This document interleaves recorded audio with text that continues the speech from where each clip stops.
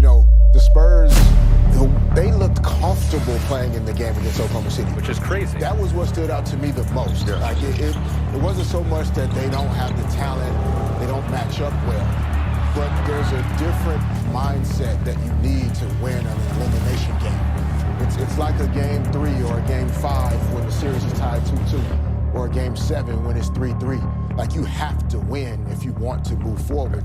And they looked comfortable doing that a couple nights ago. So I legitimately believe the Spurs can win the game. Okay.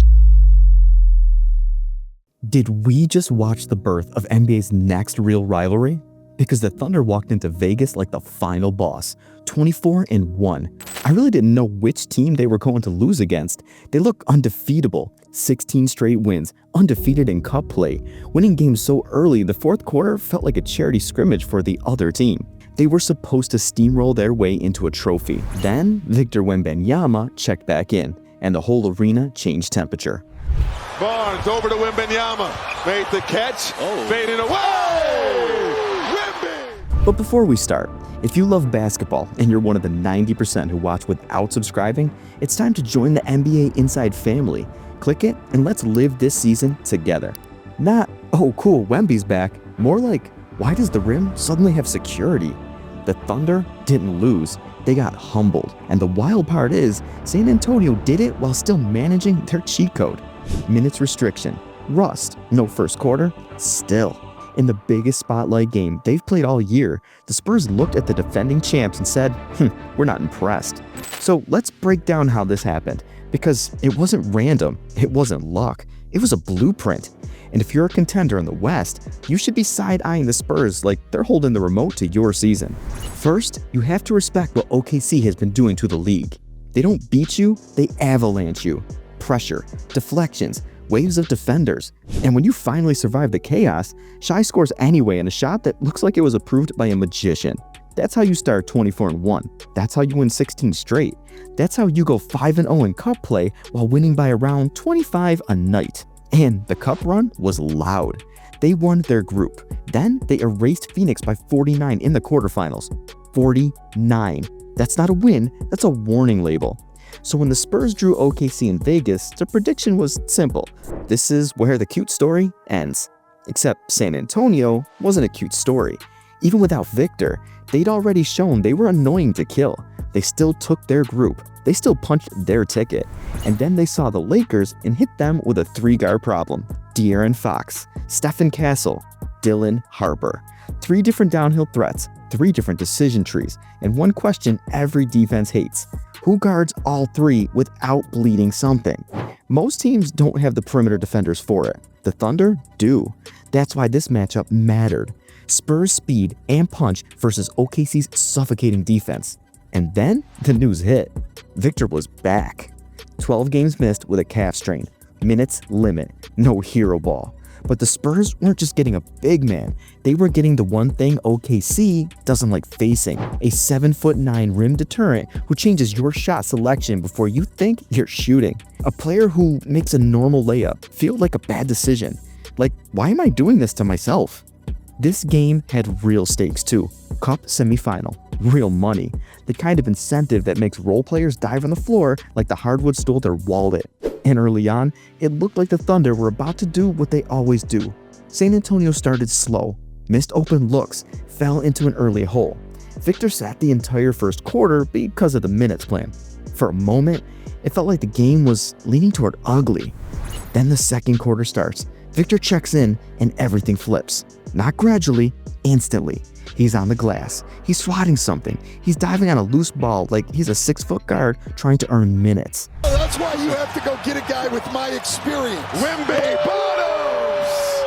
Woo! And suddenly, the Spurs rip off a run that forces an OKC timeout, and that little huddle stare? You know the one.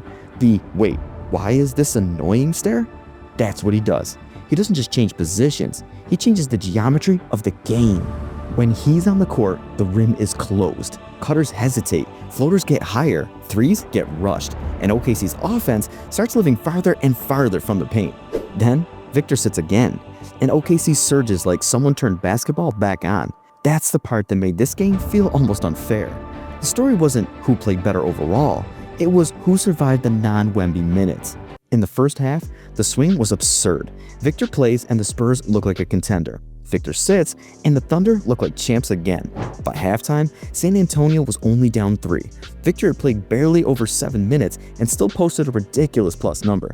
That's not nice impact. That's your presence is a cheat code. And here's the part that makes this win bigger than one night. San Antonio learned something while Victor was out. They learned how to survive without pretending they could replace him. No fake next man up speeches. No trying to out-talent the best defense in basketball. They leaned into possessions. If you're missing your most impactful player, you don't get cute. You win the math. And here's the funny part. OKC usually punishes this idea. They bait you into rush shots, then they run. But San Antonio didn't give them the easy fuel. They slowed the game without playing slow. They made every Thunder possession feel like homework. Extra bodies on the glass, early help at the nail, guards digging down, then sprinting back out. Nothing fancy, nothing cute, just earn everything. It's the kind of plan that looks boring on a whiteboard, then looks genius when Shai has to take a step back 2 over a 7'5" giant shadow. More shot attempts, more offensive boards, more second chances, more chaos that turns into points. That's how you stay alive against OKC. Third quarter, Victor rests again. And the Spurs don't panic. Fox comes out attacking, straight downhill. No dancing, no waiting for the refs to save him. They grab the lead. Vassell hits a 3. OKC burns a timeout. Barnes, outside, Vassell. Money! Timeout OKC! Now it turns into a grind. This is where OKC usually breaks teams. They speed you up. They force sloppy passes. Then you look up and you're down 10. But the Spurs kept answering, not with perfect basketball, but with stubborn basketball. They kept crashing the glass. They kept finding points during rest minutes. They kept refusing to fold. OKC made their push. Caruso caused chaos, deflections, stops, transition chances. Shai finishes with 29, and some of those buckets looked like he scored through traffic, contact, and common sense. Jalen Williams showed up too. Still, OKC didn't look like the team that just won by 49. They looked human. And with a little over 5 minutes left, Victor checks back in for the last push. The ending got tight. San Antonio clinging to a slim lead. Every possession feels heavy. Then you get the moment that almost turns into disaster. Victor misses a free throw late. Now OKC needs a 1-3 to tie. Mitch Johnson makes the gutsy call. Intentional foul. No 3. That's the type of decision that turns into a meme if it fails. It works. Free throws, chaos, last second scrambling. OKC nearly pulls off the intentional miss and putback miracle. Caruso gets a hand on it. The ball flirts with the rim, doesn't fall. Final. Spurs 111, Thunder 109. And yes, Victor defined the game. But this wasn't a one-man show. This win was the whole formula.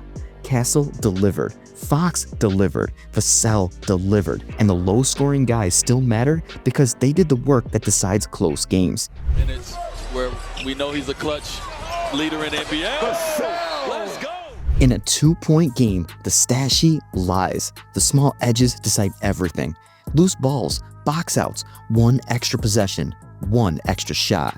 San Antonio won those moments. They won the glass. They scored 16 second chance points and gave up only 6. And even with 19 turnovers against a defense built to feast on turnovers, they didn't let OKC run away with points off mistakes. That matters because OKC's calling card is turning your errors into instant points.